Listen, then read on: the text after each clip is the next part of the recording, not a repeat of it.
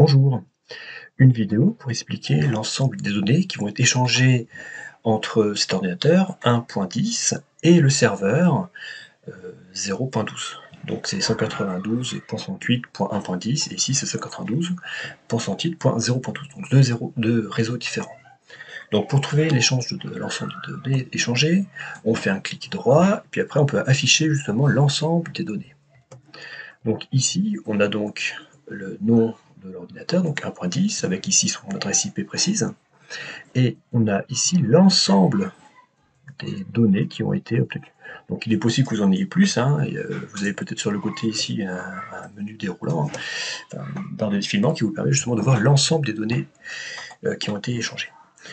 Donc ici, ça reprend les données qui ont été échangées à travers plusieurs exercices. Donc d'abord, vous avez travaillé sur l'exercice 13. Dans l'exercice 13, vous avez testé la connexion entre l'ordinateur 1.10 et le serveur 0.12. Donc pour cela, vous avez utilisé la commande ping.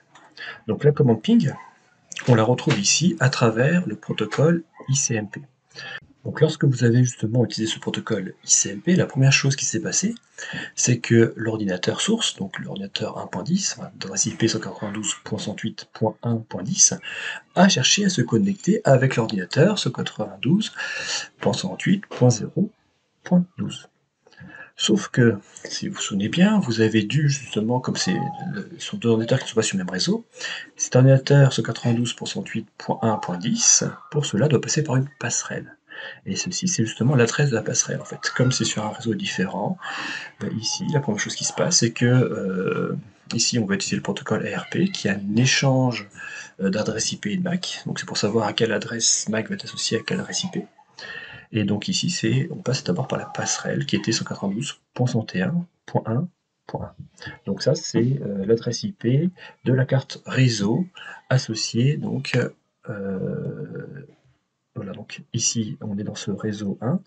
Ici, au niveau du routeur, il y a une carte réseau qui va être associée, qui va être reliée justement à ce réseau 1. Et là, l'adresse IP de cette carte réseau, c'est justement l'adresse qu'on avait vue à l'instant. Donc 192.168.1.1. Et donc on voit ici que l'adresse MAC associée à cette carte réseau est les données ici. Pardon, les données ici en fait. Donc là c'est l'heure de la réponse en fait. Et donc comme ceci, le message va pouvoir passer. Donc ici, on a donc le protocole ICMP. Donc ici on a les ping et les pong. Donc on voit de même ici que au départ on avait 63. Et lors de la réponse, pardon, 64, et lors de la réponse, on a 63. On a une diminution de 1 du time to live, c'est-à-dire que on est passé par un serveur. Un serveur, c'est bien ce qu'on avait obtenu sur le schéma qui est ici. On est passé par un routeur. Excusez-moi. Donc on est bien passé justement par ce routeur-là. Donc c'est pour ça que lors de la réponse, la durée de vie qui est reçue a une durée de vie de 63 ou 64. Donc pareil pour tous les essais. Donc, à la suite justement de ce protocole ICMP, on voit ici l'utilisation de plusieurs fois du protocole TCP. Donc ici, 3 occurrences. Et là, on voit justement du SYN-SEC, et aussi du HAC. Et donc là, on retrouve en fait ici la mise en communication du poste 1.10 avec justement le poste 1.12. Et cette partie-là correspond au travail qui avait été fait au niveau de l'exercice 13. Au niveau de l'exercice 13, une fois que vous avez installé le client générique sur le poste 1.10, vous allez chercher à le connecter. Et donc quand vous avez appuyé sur connecter, ce qui s'est passé, c'est que justement à ce moment-là, il y a eu un échange d'informations entre ces deux ordinateurs-là, donc pour justement vérifier que les deux ordinateurs pouvaient bien rentrer en communication, que justement la liaison était bien établie.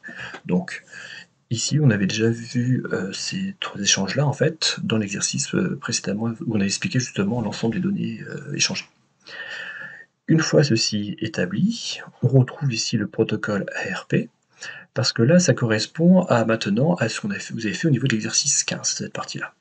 Donc au niveau de l'exercice 15, si je remonte, dans cet exercice-là, vous avez cherché en fait à établir une connexion entre le poste 1.10 et le serveur 0.12, qui lui désormais était un serveur web. C'est-à-dire que ce serveur, désormais, il avait dans ses données une feuille dans laquelle vous aviez rempli justement Hello World, donc une feuille HTML, et vous avez voulu justement vous connecter à ce serveur-là en utilisant un certain protocole, le protocole HTTP, et après vous avez précisé justement l'adresse IP du serveur. Donc ici, on retrouve justement ce qui s'est passé. Ici, le protocole RP utilisé comme précédemment ici. Puis après ici, on retrouve la mise en connexion. Donc la même chose que précédemment, on a une mise en connexion. Ce que vous pouvez repérer aussi, c'est que le port n'est plus le même. Ici, on avait un port un peu quelconque, 555 555. Ici, c'est le port 80. Alors le port 80 n'est pas choisi au hasard en fait. Le port 80, c'est un port dédié au protocole HTTP. Et comme justement, on a demandé à se connecter à partir de l'ordinateur 1.10 au serveur 0.12 avec la méthode HTTP, c'est pour ça qu'on va utiliser le port 80 de ce serveur-là. Donc ici, c'était donc la connexion. Après, on trouve ici justement qu'on utilise la couche application. Donc là, c'est justement la demande faite par notre ordinateur 1.10 au serveur. Et donc là, c'est la requête HTTP qui est donnée ici. Et ici, donc, type de requête, on va utiliser la méthode get.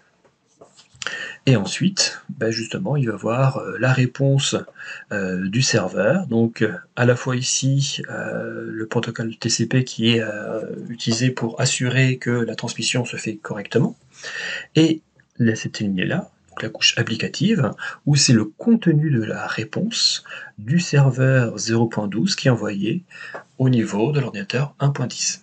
Donc là encore, on retrouve que c'est toujours le port 80 qui est utilisé.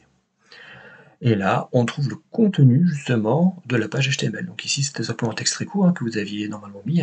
Donc ici, c'est ce qui va s'afficher finalement sur le navigateur, avec en plus d'autres informations. Donc le 200 ici, c'est ça pour dire justement que la connexion s'est bien faite. Et à la fin, vous avez ici encore l'utilisation de la couche transport avec le protocole TCP. Et ici, ça ressemble un petit peu à ce qu'on avait vu au niveau de SYN, SEC, ACK, où là, le SYN, c'était pour la synchronisation, et ACK, c'était pour l'accusé de réception.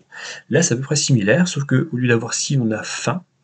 Fin, c'est pour dire qu'on veut mettre fin à la communication entre les deux serveurs. Et donc, ça correspond justement à ces informations-là qui sont échangées entre toujours l'ordinateur 1.10 et le serveur 0.12.